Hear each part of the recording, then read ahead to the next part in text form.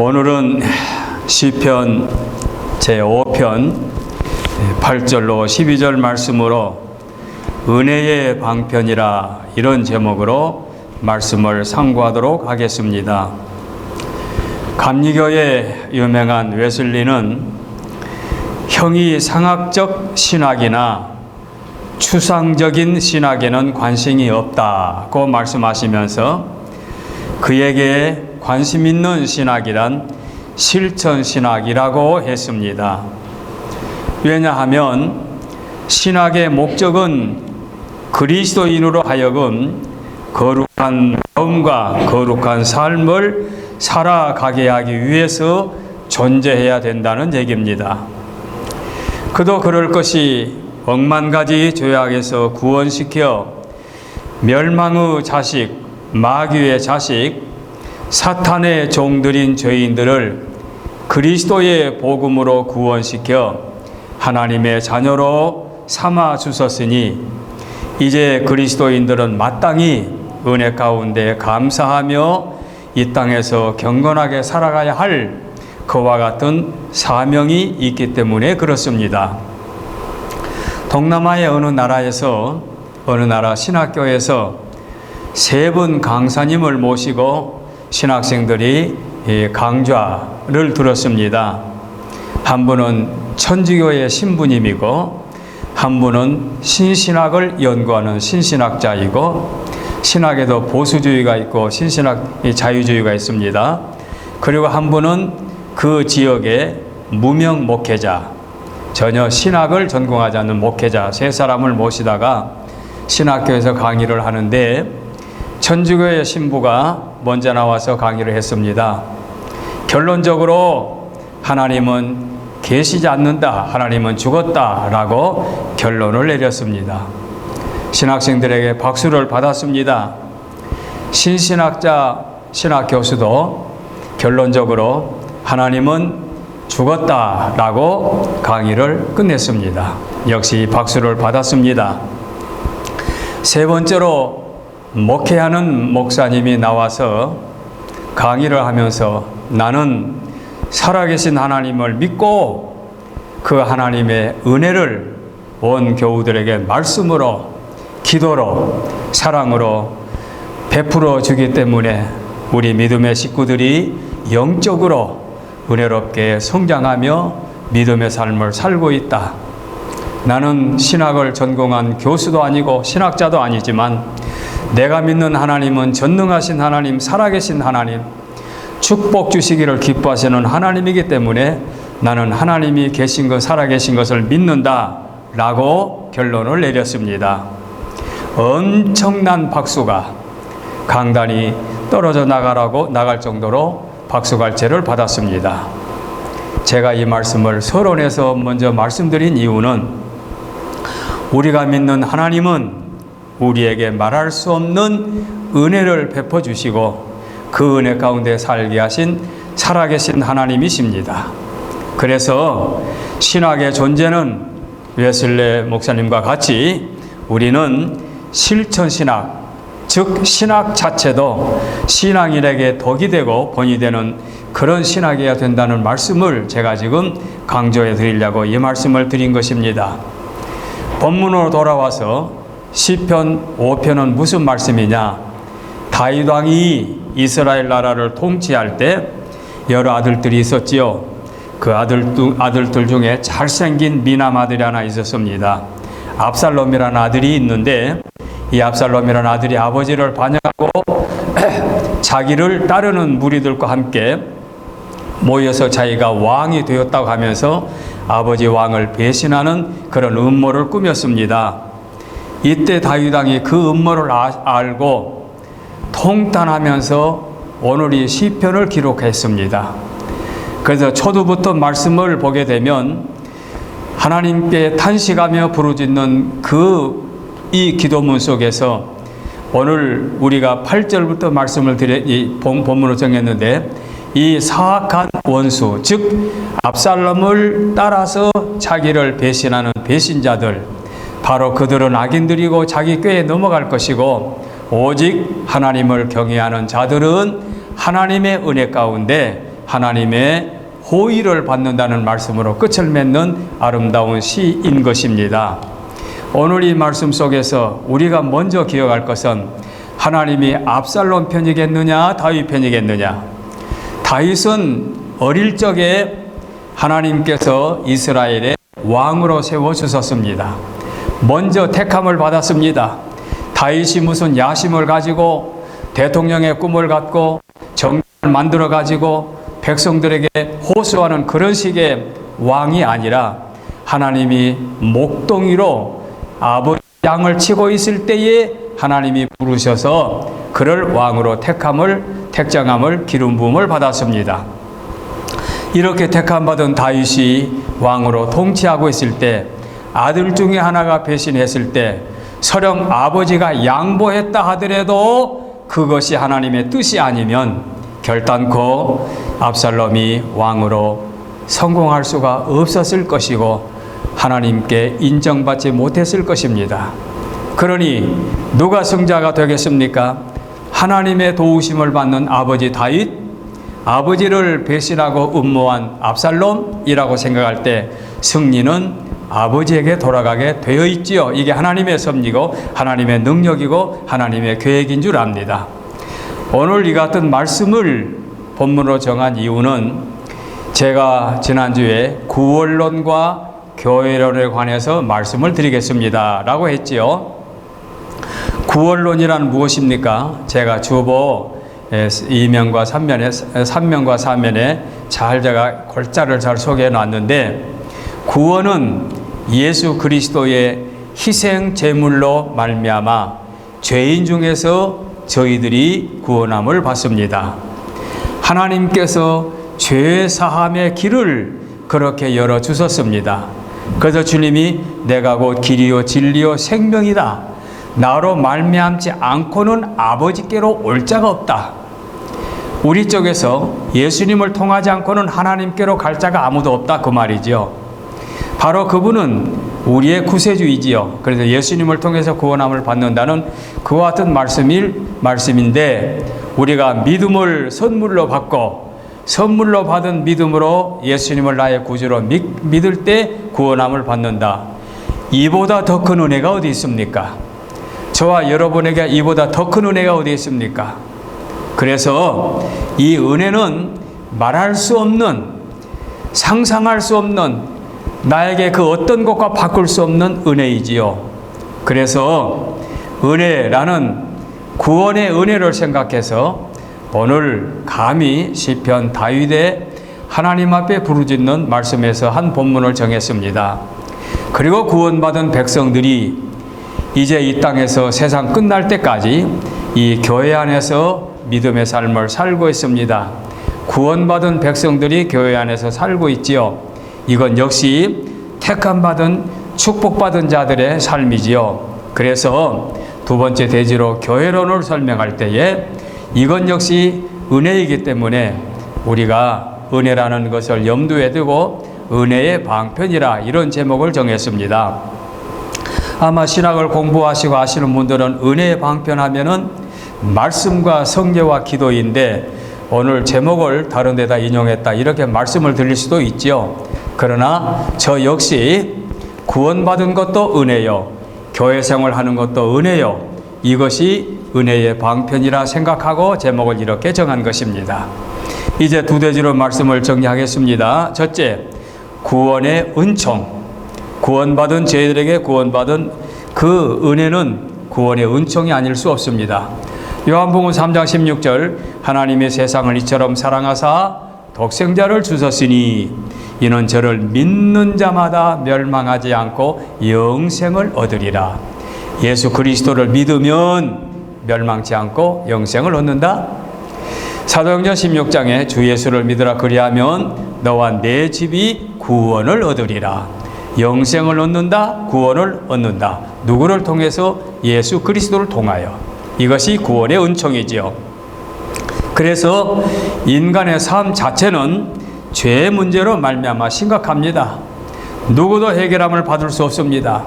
어느 종교인도 인간의 죄를 해결할 수 있는 길은 이 그리스도의 보혈이 아니고는 있을 수 없습니다.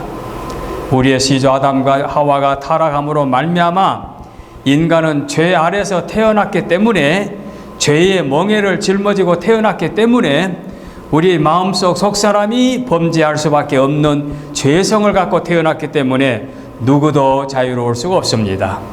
그래서 에베소 2장 1절에 보게 되면 허물과 죄로 죽었던 너라고 말씀하고 있습니다.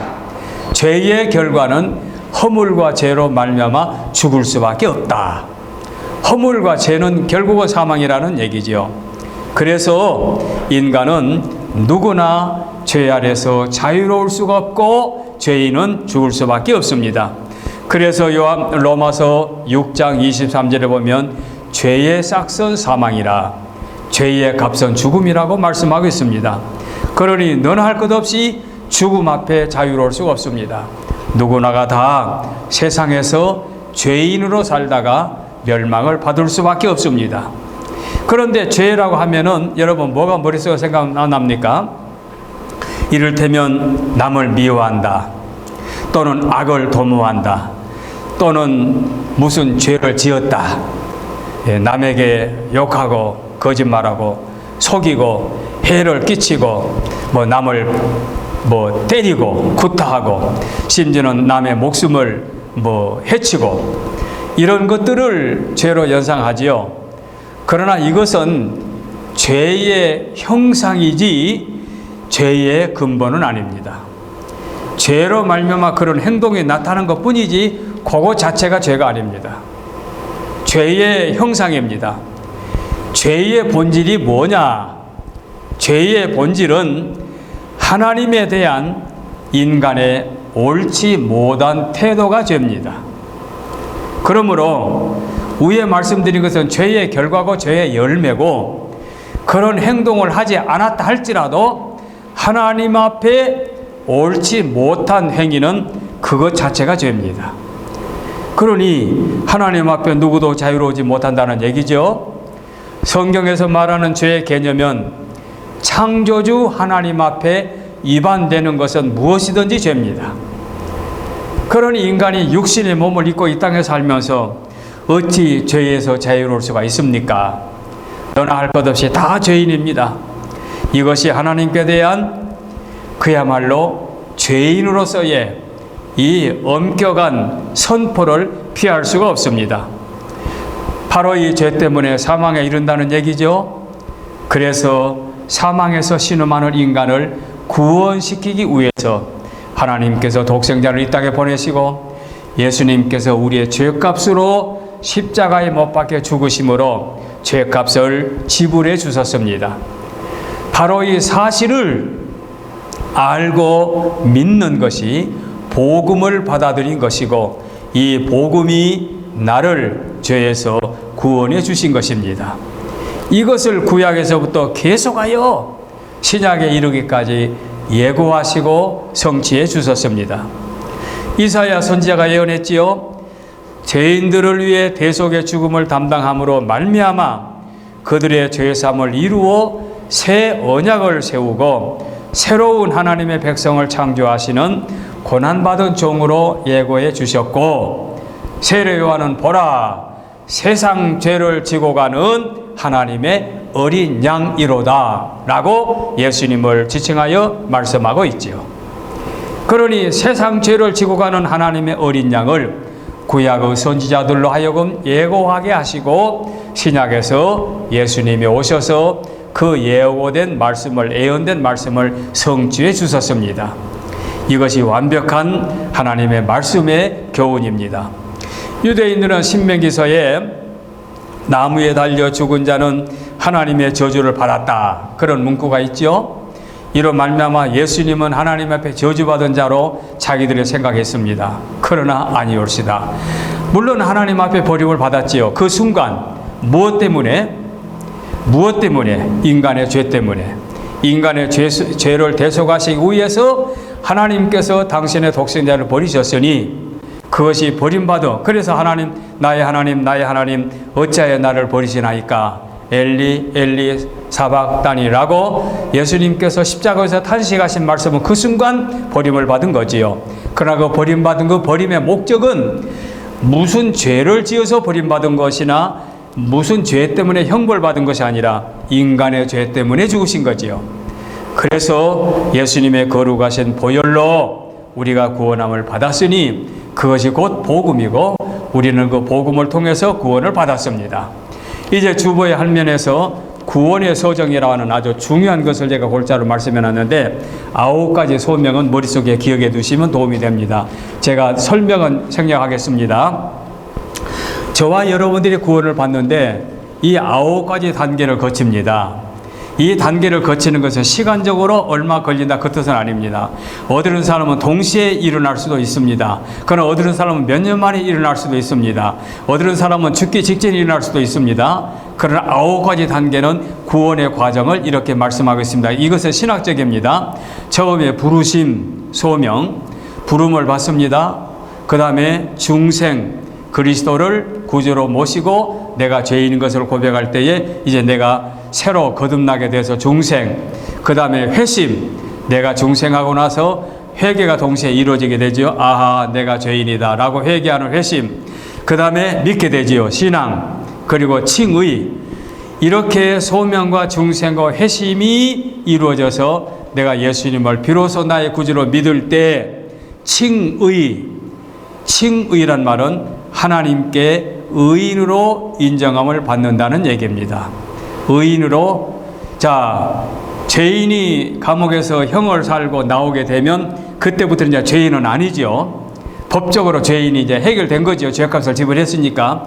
이런 식으로 칭의, 우리는 하나님 앞에 하나님이 우리를 의인으로, 그래서 오직 의인은 믿음으로 말미암아 살리라 이렇게 말씀했지요.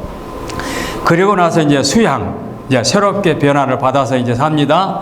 그리고 성화, 지금 저와 여러분은 성화의 단계에 살고 있습니다. 그래서 내가 어제도 부지 중에 죄를 지었다. 그런데 지내놓고 보니까 내가 잘못했다. 하나님 잘못했습니다. 제가 또 실수했습니다. 그때 내가 생각이 짧았습니다. 제가 실언을 했습니다. 제가 상처를 줬습니다. 하고 뉘우치고 회개하고 잘못으로 변화를 받을 때 나는 또 성화가 된 거지요.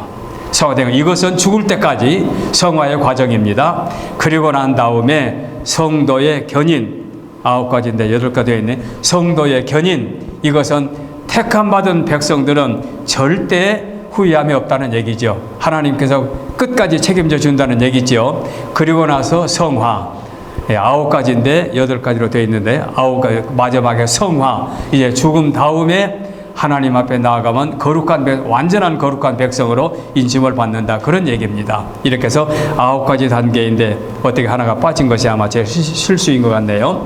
자, 이렇게 해서 구원이라고 하는, 구원받았다라고 할 때 그냥 구원받았어요. 예를 들어서 시골에 전혀 한글도 모르시는 할머니들이 예수님을 믿고 구원의 확신을 갖고 살 때에 이 9가지 단계 알겠습니까?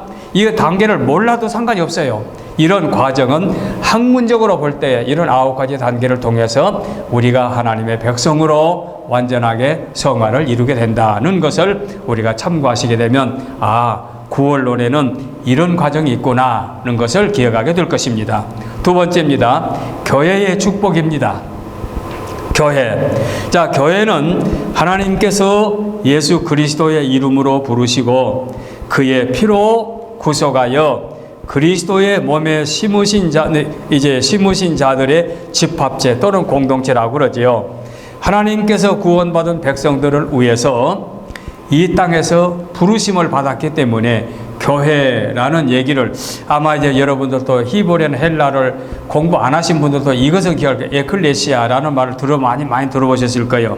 이것이 부르심을 받았다, 택함을 받았다, 뽑힘을 받았다, 그런 얘기죠. 그래서 교회의 설립, 그것은 부르심을 받았다, 택함 받았다, 성도 한 사람 한 사람이 교회입니다. 그래서 저와 여러분들 한 사람이 교회입니다. 택함을 받았다는 얘기로 말씀할 때, 그리고 우리 이렇게 모여서 예배를 드리는 이 예배 장소는 집합제. 그래서 제가 과거에도 말씀드렸지요. 어느 지역에 가면요, 무슨 교회 예배당이라는 말이 꼭 붙어요. 제가 어렸을 때 공부했던 전라도 광주 가면은 모두가 다 무슨 교회 예배당이랑이 붙어서 광주 중앙교회 예배당, 광주 서석교회 예배당, 광주 서북교회 예배당, 이렇게 예배당에 딱 붙었어요. 그 말이 오히려 맞아요. 근데 우리는 그냥 교회로 끝나버리는데, 예배당이라는 말은 예배 드리는 장소. 그러니까 우리가 지금 이렇게 드리는 곳, 이 모임은 예배 드리는 장소고, 교회는 우리 개개인이 부르심을 받았을 때 바로 우리가 교회다. 이렇게 여러분들이 아시면 되겠습니다. 자, 그런데 우리는 같이 생각하면 좋습니다. 이 예배당 자체가 또 교회로 우리가 인정하고 사니까, 이 교회가 이렇게 설립되는 것은 초대교회에서 사도들로 하여금 교회가 이루어지게 됐죠. 그러므로 말미암아 교회의 목적이 있습니다. 자, 우리가 삶의 목적도 학생들이 목적에 뚜렷하게 되면 악조건 속에서도 그 목적을 이루기 위해서 힘쓰고 애를 써서 목적을 이룰 때 우리 아이들을 자녀를 통해서 대견하다고 하지 않습니까? 이런 식으로 목적이 분명한 것은 참으로 마땅히 귀한 일이지요. 근데 교회가 목적이 있어요. 그 목적이 뭐냐? 예수를 하나님의 아들로 선포하고 하나님의 아들로서 동정녀로 탄생하시고 우리 위해서 십자가에 죽으시고 부활하시고 승천하시고 다시 오실 예수님을 증거하고 알리는 것이 교회의 목적입니다. 그리고 구원받은 백성들인 우리 교회가 함께 모여서 교육을 받고 훈련을 받고 봉사하고 수고하고 애쓰고 또는 해외로 선교사를 파송하고 어려운 사람들에게 구제하고 하는 일들이 교회가 해야 될 목적입니다. 뭐 목적이 우리가 지금 시행하고 많이 있으니까요. 자, 그리고 교회가 조직을 했는데 초대교회 사도행전에 보게 되면 7 지사를 세우고 선교사를 세우고 그리고 사도들이 나아가서 말씀을 선포하고 심지어는 집사들까지도 말씀을 선포하고 하는 그런 그 조직이 있었지요. 교회는 이렇게 사명과 목적을 이룩하기 위해서 성경에 조직하게 하고 임직을 맡겨서 일하게 하십니다. 에베소서 4장에 있는 말씀을 보게 되면 우리 각 사람에게 그리스도의 선물의 분량대로 은혜를 주셨나니, 분량대로 이제 우리에게 선물의 분량대로 은혜를 주셨는데, 그 에베소서 4장 11절 말씀 보게 되면 그가 어떤 사람은 사도로, 어떤 사람은 선지자로, 어떤 사람은 복음 전하는 자로, 어떤 사람은 목사와 교사로 삼으셨다는 말씀이 나옵니다. 교사로 가르치기 위해서 교사를 세우시고, 말씀을 선포하기 위해서 목사를 세우시고, 교회 살림을 맡아 수고할 수 있도록 장로를 세우고, 또는 교우들을 돌보면서 신앙으로 신방하며 돌볼 수 있는 여자 신방 권사를 세우고, 또는 교회 모든 땀 흘리고 수고하며 봉사하며 또는 재정을 맡아 수고하는 재직들을 세우는 집사들을 세우고, 이런 것들을 교회 조직으로 세워가지고 교회가 운영하고 나갑니다. 그래서 선명하게 깨끗하게 운영하게 되면 뒤끝이 좋고, 여기에 혹시라도 인사로 무슨 불미스러운 일이 있으면 또 교회가 상처를 입고 그런 경우가 있죠. 하여간 여기서는 교회라는 조직이 그렇게 이루어지게 됩니다. 그런데 여기서 한 가지 여러분이 기억에 둘 것은, 교회는 크게 둘로 분류를 합니다. 교회라는 분류를 하는데, 보이는 교회와 보이지 않는 교회가 있습니다. 이것을 신학적으로 가견교회, 불가견교회 이렇게 표현합니다. 가견이라는 말은 볼 수 있는 그 말이고, 불가견이라는 말은 볼 수 없는 교회 이렇게 표현합니다. 자, 무슨 말이냐? 눈으로 볼 수 있는 교회는 지금 우리가 이 예배를 드리는 이 지상의 교회가 눈으로 볼 수 있는 교회입니다. 그런데 전능하신 하나님이 볼 때에는 이 교회는 완전한 교회가 아닙니다. 이 안에 우리는 그럴 리가 없지만 많은 식구들이 모여있는 교회는 하나님이 택해주지 않은, 택함받지 못한 사람이 나와 있을 수도 있습니다. 전혀 목적이 다른 무슨 사업을, 비즈니스를 위해서, 또는 어떤 남자가 어떤 처녀를 자기 여자를 만들기 위해서 교회를 나왔다, 이런 사람은 신자가 아니잖아요. 그러니까 하나님이 보실 때에 이 100명이 모였다, 그럼 100명이 몽땅 다 완전한 교인이 아니기 때문에 불완전한 교회, 가견적인 교회는 불완전한 교회로 완전하지 못합니다. 그런데 불가견적인 교회, 하나님이 인정해 주시는 영적으로 택함받은 완전한 신자들은 눈으로 볼 수가 없습니다. 보이지 않습니다. 섞여 있으니까. 그러나 불가견 교회는 완전한 교회입니다. 그러니까 이제 둘로 나눌 수가 있죠. 자, 눈으로 보이는 교회는 불완전한 교회, 눈으로 볼 수 없는 교회는 완전한 교회.